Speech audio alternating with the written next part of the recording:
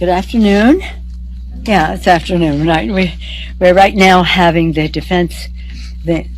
National Defense Authorization Act on the floor, so we're very excited about the fact of bringing up under suspension. Hope to have a very strong bipartisan bill, but I'll get to that further. But first, the joy, the pride, the euphoria that we feel today having passed the Respect for Marriage Act, a landmark decision, landmark law, changing the law for full equality. So it is a glorious day here in the House. Now the federal government will never stand in the way of anyone marrying the person you love. This morning was also a moment of personal pride. Signing this legislation is one of the last bills that I signed in the enrollment ceremony as Speaker of the House. It was my first speech on the floor when I was sworn in and had just a moment to speak, was about I've come here to fight against HIV and AIDS. That was my very first words on the floor of the House. And one of the final bills as Speaker the first time around that I signed, December 2010, was the repeal of Don't Ask, Don't Tell. So now here we are now, and we have the repeal, and we have the Respect for Marriage Act. And what it does, it repeals certain things. How wonderful is it that on the same day that Brittany Griner is going to be free, thank you, President Biden, thank you to Secretary of State and other national security people, and to our colleague, Greg Stanton, who represents Arizona, Phoenix, Arizona, in the Congress. He has brought her here. We have met her when she was here playing and basketball, and now today she is free to go home to her wife on the same day that we passed the Marriage Protection Act. So we are Respect for Marriage, the Respect for Marriage Act. So her freedom is a gift to the world, to all of us. Our gift to her is this legislation that her marriage is protected wherever she may live. Her wife, Cheryl, and their family will have a holiday season without worrying about whether their marriage is protected.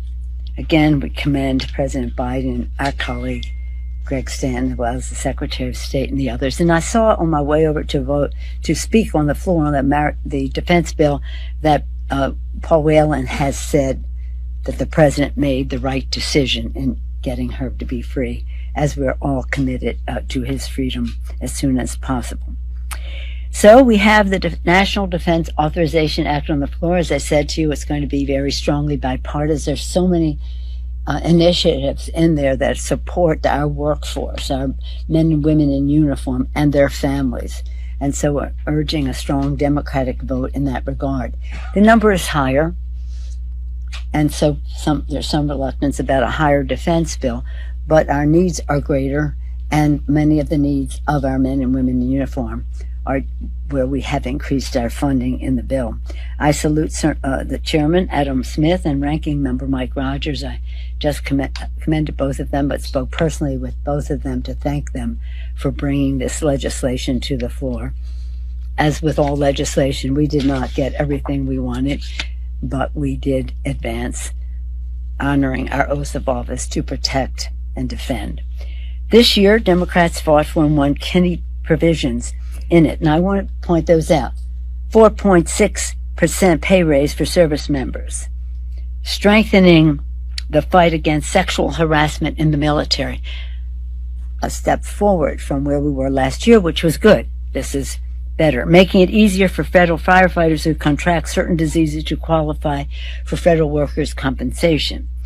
Historic investments in defense research at HBCUs and other minority-serving institutions, requiring the government contracts to use American-made semiconductors per our CHIPS and science legislation, but it's in this bill too. Promoting American global leadership by investing in our alliances, almost $20 billion between Europe and Asia, and landmark ocean conservation package, very important, especially 40% of the population lives on the coast, including on the Great Lakes. And so this legislation, very important.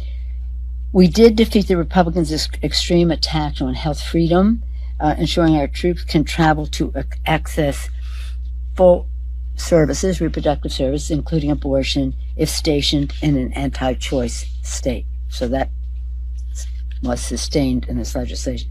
Meanwhile, the Congress remains hard at work on an omnibus government. You're interested in that, are you? The omnibus bill, maybe? Me too. Under the tireless leadership of Chair Rosa DeLauro, and she has more, she's not 24/7, she's more like more hours and more days intensely onto this, making a bipartisan progress to assembling an omnibus. It must be bipartisan. Let me be clear, our strong preference is to have a bipartisan omnibus bill. We still see a pathway to achieving that. However, if we don't have it, we may be forced to put forth a year-long CR. I don't like that, but it's much better than the poison that might befall us in another kind of bill. This is the last resort, and doing so would leave many critical government services, including the Defense Department, inadequately funding the year ahead. Secretary Austin has been relentlessly relentless. CR is not an answer for us. We need the additional funding that would be in the bill, some of which was in the authorization that I discussed earlier. Last week, Secretary Austin, in writing, warned that failure to pass the omnibus will result in serious harm, significant harm to our people and our programs, and would cause harm to our national security and our competitiveness, he wrote to all of us, all the leaders. I'll close with this.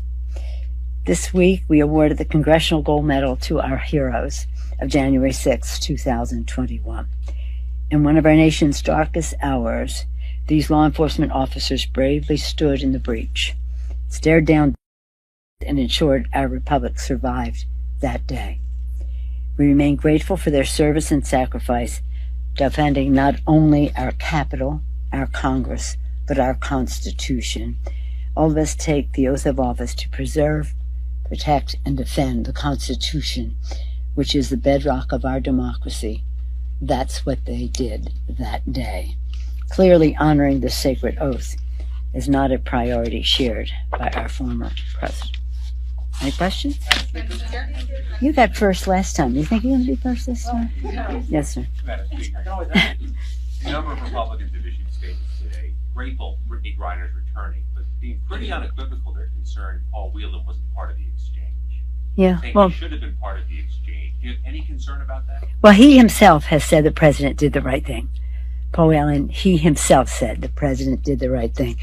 I saw that as I was going to the floor. We are fully, everyone is fully committed. Brittany, being a basketball star, and her name was more famous to everyday Americans, but Paul Whelan is of at least equal concern to us to have his freedom. So that nobody is saying, oh, well, we just settled for this. No, he becomes even a larger priority.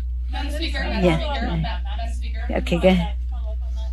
Republicans are also criticizing the prisoner swap that was involved. A convicted arms dealer with American blood on his hand. They say that swap only was Vladimir Putin. How do you respond to that? Well, he has served most of his term, is my understanding, majority of his term. I agree with their characterization of who he is. He's a bad guy. But the fact is, we wanted Brittany Griner freed, and that's the leverage that we had to do just that. Madam Speaker, same-sex marriage. Americans overwhelmingly support same-sex marriage. What do you say to Republicans who voted against it, that called this bill unnecessary or even misguided? Well, what is really even more curious is that there were 8 people who voted for it in its first form that we sent over to the Senate. What came back was more in their direction. It was not as strong as our original bill, although it's strong, but wasn't as strong as what we had. And you wonder why before the election they voted for it. Did they see that to be their advantage? And after the election, they voted against it. But we're so proud of this. America has always been about expanding freedom, always in our country until the Dobbs decision. And that was most unfortunate because it took us in the opposite direction of expanding freedom. And also, the Justice was very clear in saying what he said would be at risk, and one of them was marriage equality. And so we had to make it a statute, the law of the land, not at the discretion of the Justice Department, because the Justice Department already upheld its the constitutionality of marriage equality. So now he was going to say we're going to revisit that, despite everything they've ever said about privacy in the Constitution and precedent in the court. He was putting on the table that might be a victim of his misguided attitudes. So this was important.